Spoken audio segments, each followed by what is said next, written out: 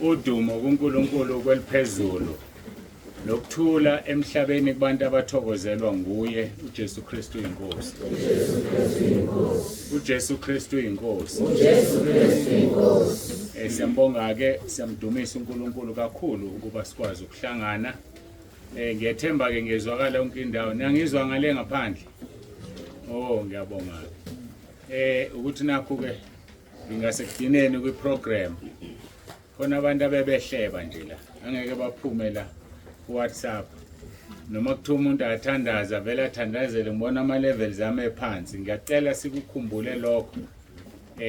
Angisakhulumi ke nane wilo kuphela ngoba kuya record yonke indawo. Umuntu makuthiwa kenza into nje aphakamise izwi ngoba iyonakala ivideo yethu, iyonakala no WhatsApp wethu. Sekukhona indawo eqilile engezwakali ngoba umuntu engaliphakamisa izwi. Siyacela ke njengoba zingekho lezi insiza isound lokuphakamisa izwi siliphakamise. Siyamdumisa kuNkulunkulu wethu kuba sikwazi ukuhlangana namhlanje la eWilo.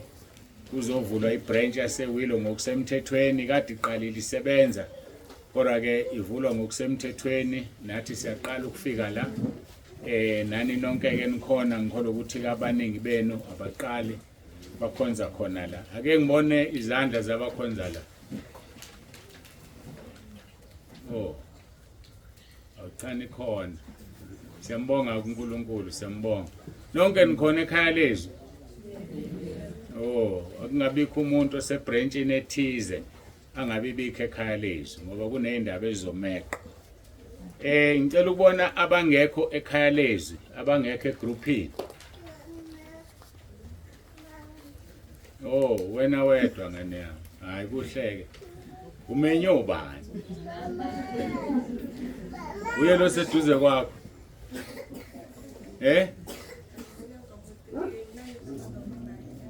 Oh, yulalela. Oh, ayikulungileke. Ekhaya kukhona la eWilo. Oh, babuzulu, nanku umsebenzi wakho. Chazele ngekhaya lezwi ngeke ngichazele yena yedwa kubantu abangaka abalaziyo. Bese umfaka. Bese umfaka ekhaya lezwi nanku umsebenzi bakho.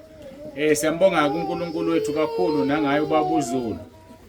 Okuyena okhona la uNkulunkulu ambekile entabeni endlu kaJehova kule ndawo.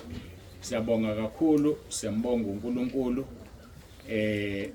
Ukhona ke abazali abacele ukuthi umntwana wabo abusiswe.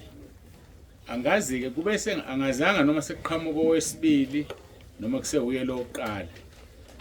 Kodwa ngizwe sengihlezi la engathi khona ufuna ubusisela umntwana.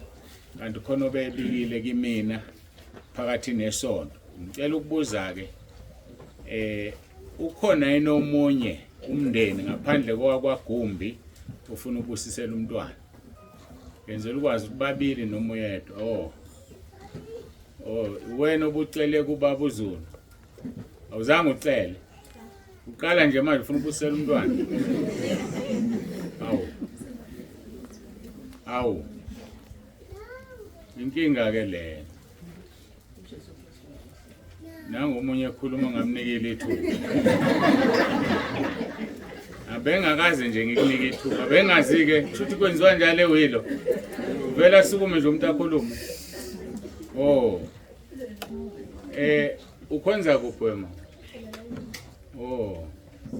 Asize singameqa umfundisi wethu. Siyambikela ukuthi sifisa ukwenzelwa ini. Bese konke ke kuhamba ngendlela. Naye kusho ukuthi uyamangala nje njengami ukuthi wena ufuna ubusela umntwana. Kunjalo babuzulu. Siyacela abazalwane ngiyaqolisa usebenzisa igama elibi niphatheke. Umzalwane aphatheke. Ngiyazi ukuthi uWhatsApp udala ukuthi singaphatheki. Sibeqa befundisi bethu sixoxa nobaba uNsibane. WhatsApp lo dala lokho. Kodwa izinto enjengokubusiswa kwabantwana ngiyafisa sivaye befundisi bethu. Umntwana wakho ungakanani? Lo mphethe. Oh, ayikulungile kuzobusiswa. Ngoba indaba yetifiketi ngiyabona ayisebenzi. Kusho ukuthi sasithatha ngokuthi azisekho itifiketi sekuvele ubusisa umntwana kudlula. Ake ngikunikeze ke ithuba.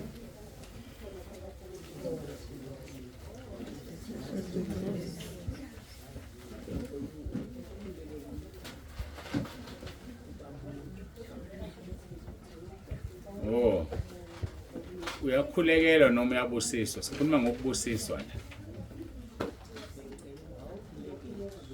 Hayi uhlelo lokukhulekela alukho njengamanje. Yebo, sikhuluma ngabantwana abafuna ukubusiswa. BabuZulu yamazi ufuna ukukhulekela.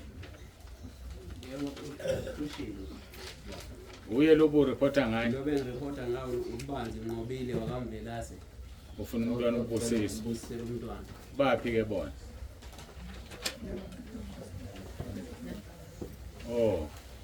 Uye lo mntwana ogoniwe. Okay, kulungileke ngiyabonga. Bakhona abakwagumba ngithi. Awusukume wegumba. Umeli. Ngiyibona lensizwa le. Niyibona? Isuke eThekwini. Lensizwa le. Niyazi into okuthiwa upage boy. Noma kuthiwa yini labafana abancane makushadwa. Intombazane encane ephatha imbali. Mhla sishada ke nomama lensizwa le yayilo mfana ke ngaleso sikhathi.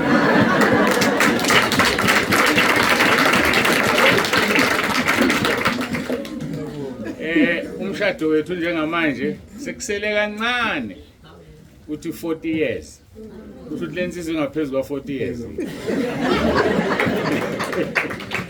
Hlala ke baba kulungile.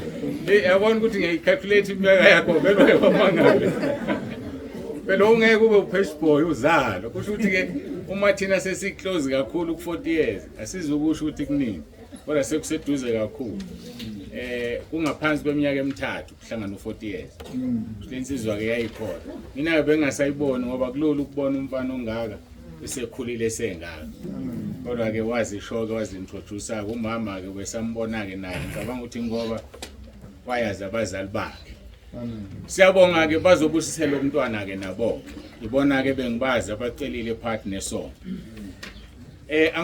Angizohlala ke kakhulu la ngikwenze kube inkonzo ehlukile njengokujwayelekile. Ngizokhuluma kancane ngokuvunyelwa umoya kaNkuluNkulu bese singena enkonzweni ke yosuku. Ngicela sivule amabhayibheli ethu sidlule kule nkonzo ukubusisa abantwana uMarko chapter 10. uMarko chapter 10. Ilona verse nje ngilijwayele ntonto bonke ke abangijwayele sebeyazi ukuthi awu leli khetha nolithi izobusisa abantwana nizovula uMarko chapter 10.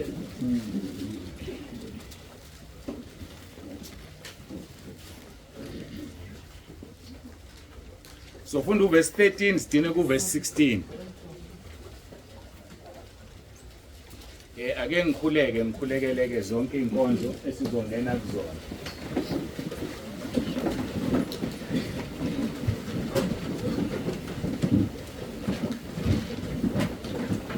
Baba egameni lika Jesu ophilayo uNkulunkulu wethu onomusa siyazithoba phambi kobuso bakho. Asinayo umunye uNkulunkulu esingamkhothamela ngaphandle kwakho. Ngiyathandaza ngiyakhuleka ngiyacela ukuthi Nkosi ube kanye nathi ngomoya wakho ingcwele. Sibonga ukuthi kumanje vele kanye nathi siyabonga siyakuzwa lokho. Ngiyacela ukuthi wenze umsebenzi. Nansi inkonzo yokubusiswa kwabantwana nginikela kuwena. Ihlanganiswa Nkosi nezwi losuku. Ihlanganiswa nenkonzo yokukhulekela abagulayo egcineni.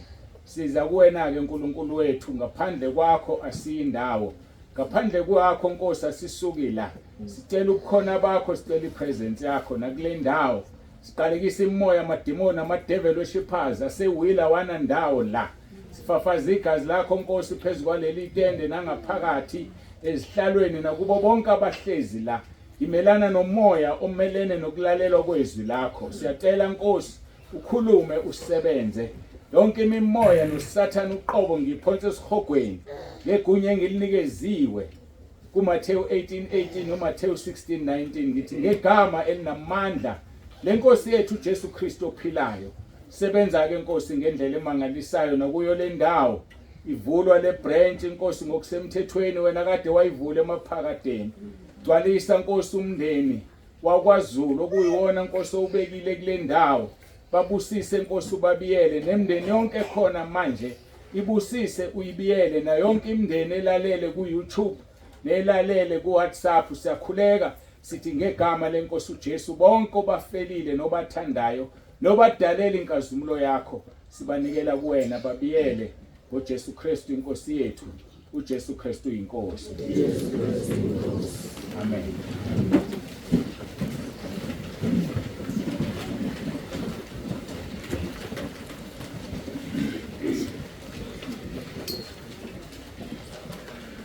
Kufundeka ke kanje Marko chapter 10 verse 13 kuya ku verse 16. Khona baletha kuya abantwanyana kuba baphathe kepha abafundi babakhuza. Kodwa uJesu ekubona wathi ukuthela wathi kubo, vumelana abantwana beze kimi ningabanqabeli ngokuba umbuso kaNkuluNkulu ungowabanjalo. Ngiqinisile ngithi kini lona loyo ongamukeli umbuso kaNkuluNkulu njengomntwana kasoze angena kuwo. Wabagona wababusisa beka izandla phezu kwabo. Inkonzo ke le enikhethile ukuthi kubusiswe abantwana benu inkonzo ejulile. Ngiyamcela uNkulunkulu anisize anifundise yona ngoba lento eyenzeka namhlanje kubantwana kufanele masebehlakaniphile nibatshele. Ngoba uma ungamtshelanga umntwana wayesekhula waphuma endleleni wadla izono, lenkonzo kuye iyoba isiqalekiso. Lenkonzo kuye iyoba inkinga ngoba isandla sikaNkulunkulu sihlalile phezulu kwalomntwana. Asihlanganiswa nezono, asihlanganiswa nokungalungile. Ngiyakholwa nginethemba ukuthi bonke abantu ababusiselwa abantwana namhlanje bashadile. Kube kungasho ukuthi ongashadile kuyicala. Kodwa inkinga ila uma abantu bengashadile.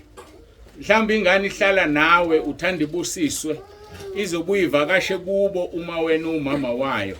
Ifika ihlatshelwe ifakwe iphandla. Lokho sekuyisiqalekiso kuyona.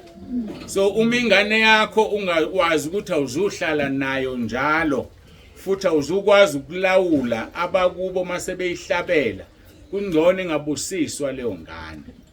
Ngoba ukubusiswa kwayo kuhlala isandla sikaNkuluNkulu bese ihamba yohlanganiswa namadimoni kuyokwenziwa imisebenzi. Kuba inkinga enganeni izokhula ithi izinto zayo zivalekile, ingathola umsebenzi, mhlambe kwasesikoleni ifeyile. Kanti sekusebenza Isaiah 63 verse 10. Othi abantwana bakwaIsrayeli bamhlubuka umoya ongcwele waphenduka isitha sabo. Ngakho ke uma umuntu ebusiswa edwaliswa ngesibusiso sasezulwini bese yahlubuka, leso sibusiso siba isiqalekiso kuye. Umoya ongcwele umelana naye kanti noSathane umelene naye, impilo yaleyo ngane yokuma inganyakazi. Ngakho ke ngiyanicela nikwazi niqonde lokho. Kakhulu nini enibusiselwa abantwana nalaba sebaletha abantwana babusiswa. Asizubusisa umntwana abuya hamba yofaka isiphandla. Asizubusisa umntwana abuya hamba yogcatshwa. Umntwana mayisebusisiwe mkhulise ngezwi, umkhulise ngokuyalwa kwenkosi kuze kufike la ethathela yena isinqumo sokuyodla izono. Kodwa mayisesemandleni akho ungakuvumeli lokho. Ngizogcina khona lapho. Bengifuna nje ukuthi sidlule nje ezwini bese kubusiswa abantwana. Ningeza ke nonke enifisa ukubusiselwa abantwana. Umndeni wakwaGumbi, umama nobaba beze. Ngiyafisa kuze umama nombaba wengane, kodwa la kungenjalo asikho isono waza nengane. Bengenzela ukucacisa ngomhlamba bakwaGumbi bazosobadedela umama sala ubaba. Kuba kuhle uma bonke abazali bekhona.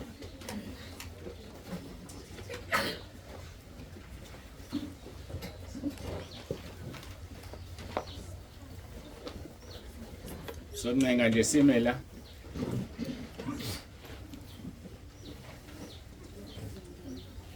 Mangapha isiqiniseko sondele kuwe. Imisi video.